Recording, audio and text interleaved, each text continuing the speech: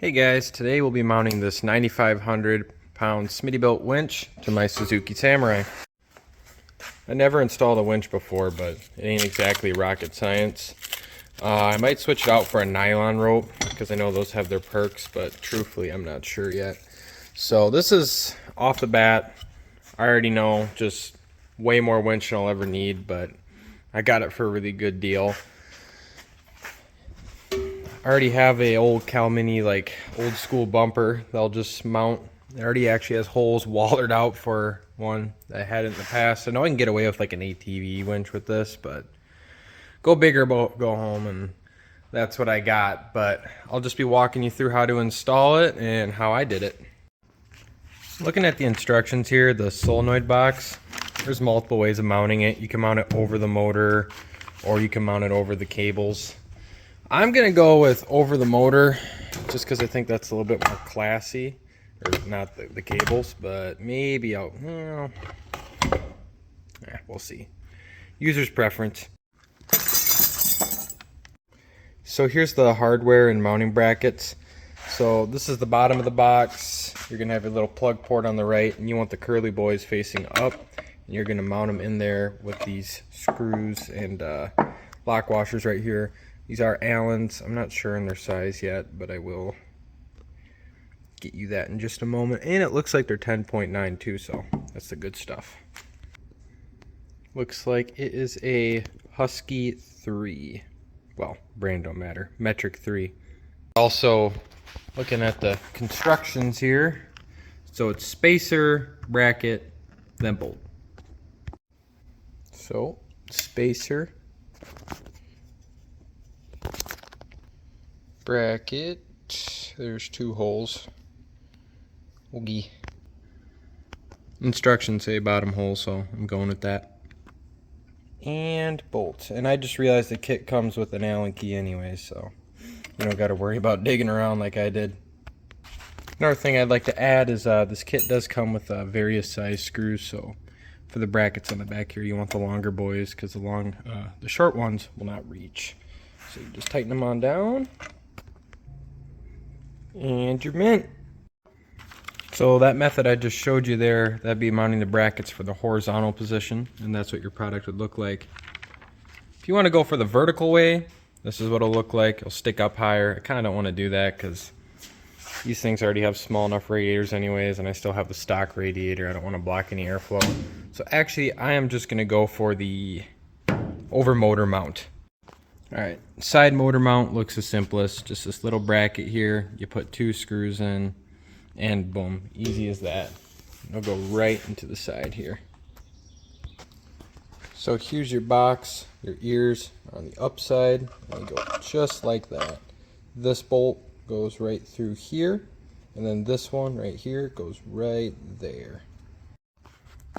You are going to need to loosen this tie bar here. I did not see an Allen key for this configuration, so that is a 6 on the metric side. And this end right here, this here sits forward a little bit more than this one right here. So you're just going to pop that one out, pop that in, and then you're just going to take one of your screws here and screw into this hole right here.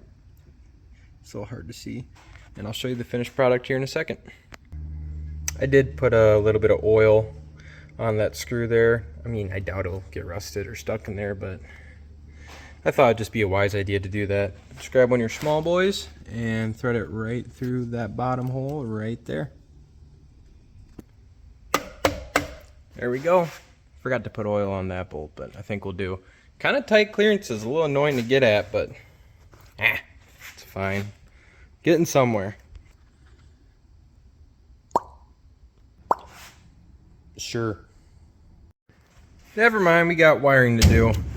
So I'd much rather do that on the desk here than on the rig. I just wanted to see what it looked like, and it looks sick.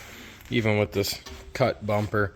The ends are rusted, so I just kind of but it looks all sassy now. So it's pretty straightforward. They're even labeled for you. C goes to believe it or not. C, B, blah, blah, blah, blah, Bob's your uncle.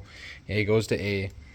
So these are kind of extra long, but it's just going for different configurations and how people wire on them. And I'm going to have the one that has the most slack If you're feeling really bougie, you can cut and minimize these lengths, but it's fine. Oh, and remember to put on your boots over it too.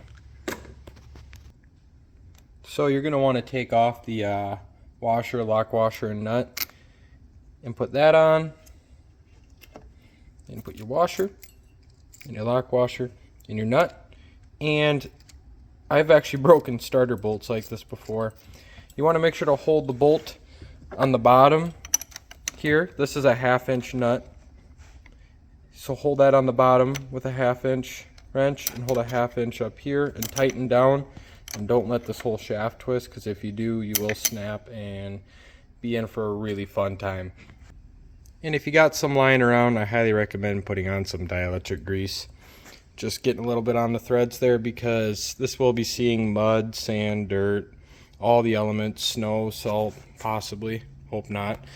But it would really help save you, because in the long run, if you got to bust these off and then they snap, again, you're in for a world of hurt. So definitely, if you got some sitting around, put this on, or even motor oil might work well. But just my 2 cents. I know a thing or two because I've seen a thing or two.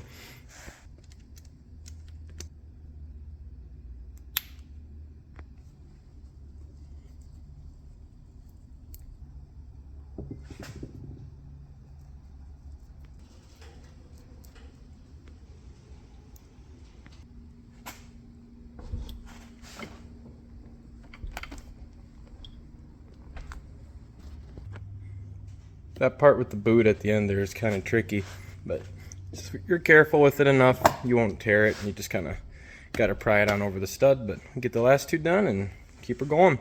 Lastly, on the bottom here, this is your negative terminal port. So you're going to slide this green wire right here, this little lead, and your negative on the same bolt and twist it in. And that should be what it looks like. Well, here's something I didn't factor in.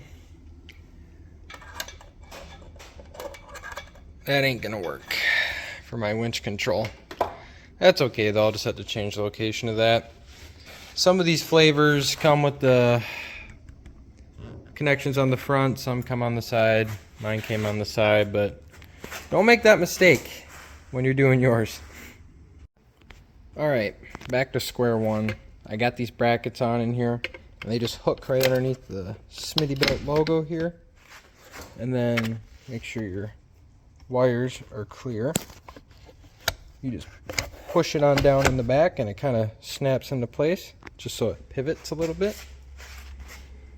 And there you go. Then next up, you're going to take some of your hardware and a lock washer, if it wants to focus. And then you just thread it on the back here. And then that's just going to stick through the back, so it won't pivot up anymore. Pretty simple.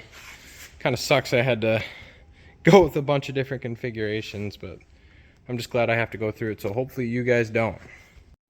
I'm going to go the extra mile here and put loom over my wires too, because upon trying to mount it in here for like the 3rd time, I noticed it was hitting right up on the condenser fan there. And I'm not a fan of that. I don't want that shorting out one of these times, so it should be fine, but better safe than sorry, and then it won't be on my conscience, and it only takes 5 minutes anyways, so. Cheap little loom from Harbor Freight could save you from possibly burning your rig down, so I'd say that's worth it. Here's the end product, a lot nicer. I'm not going to wrap it up in tape, but it's just to protect it. The only complaint I have about this whole setup here is I don't like how chintzy this wire is. It's probably just like a signal wire or something, but besides that, pretty good. Now let's get around the rig. So with these units, you slide these square nuts right into these little slots here. One second. Right on the bottom of the winch there, you just slide those nuts in those slots, then you line it up with the bottom, and then you just tighten it on up. And there is little lock washers you're supposed to put on these bolts as well, but pretty straightforward. Alright, so as y'all can tell, I have my winch lined up. I got my square nut in there. Just gonna screw in my bolt with the lock washer, and it's just gonna start coming on up, and I'll just do that on all 4 sides, and she'll be held in. And these bolts are 5/8. And here's the finished result. Looks good, nice and solid in there. Those are 10.9 bolts holding it in too, so nice high quality stuff. She ain't going nowhere. It does kind of suck that I will not be able to install my cable tensioner guide, but that's okay. Maybe in the future I'll just add a little extension and weld that on there. But for now, I am happy with the results. Next up, I just have to wire up the positive and negative wires, but that's all build specific and everyone has their own ways of routing wires, so I'm not going to show how to do that. But pretty easy install, only took me like 2 hours. Honestly, maybe another 3 hours just because I had to keep relocating that solenoid box, but super easy install. And yeah, I highly recommend doing it, especially if you're wheeling. Never wheel alone, but the one time you do and you get stuck, you better have a winch. Ask me how I know.